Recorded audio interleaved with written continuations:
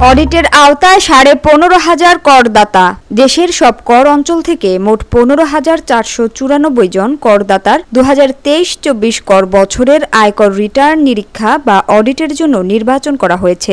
Random selection পদ্ধতির মাধ্যমে ওই রিটার্নগুলোর অডিটের জন্য নির্বাচন করেছে জাতীয় রাজস্ব বোর্ড। আজ এক প্রেস বিবৃতিতে এনবিআরের জনসংযোগ কর্মকর্তা মোহাম্মদ আলামিন শেখ এ তথ্য জানিয়েছেন। তিনি বলেন, অডিটের জন্য আয়কর রিটার্ন নির্বাচন প্রক্রিয়ায় সম্পূর্ণ স্বচ্ছতা নিশ্চিত করতে এনবিআর একটি সম্পূর্ণ স্বয়ংক্রিয় পদ্ধতির মাধ্যমে নির্বাচন প্রক্রিয়া শুরু করেছে।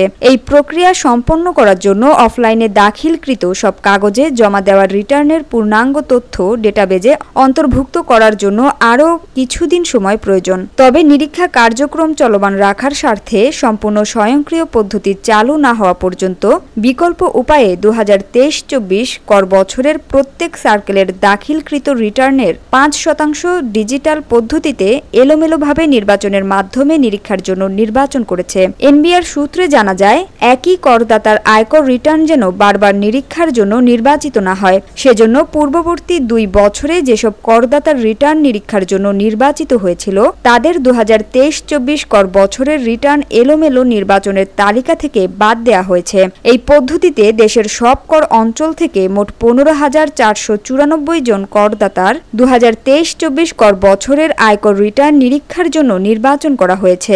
এনবিআর যত দ্রুত সম্ভব কাগজে দাখিলকৃত রিটার্নের সম্পূর্ণ তথ্য ডেটাবেজে অন্তর্ভুক্ত করে ঝুঁকিভিত্তিক নিরীক্ষা নির্বাচন মানদণ্ডের ভিত্তিতে সম্পূর্ণ স্বয়ংক্রিয়ভাবে আয়কর রিটার্ন নিরীক্ষার জন্য নির্বাচন করবে। এই কার্যক্রম বাস্তবায়ন সম্ভব হলে আয়কর রিটার্ন নিরীক্ষা প্রক্রিয়ায় পূর্ণ স্বচ্ছতা, নিরপেক্ষতা ও কার্যকারিতা নিশ্চিত করা যাবে এবং কাঙ্ক্ষিত রাজস্ব আদায়ও সম্ভব হবে বলে মনে করছে NBR. Samia Sultana, GBC television.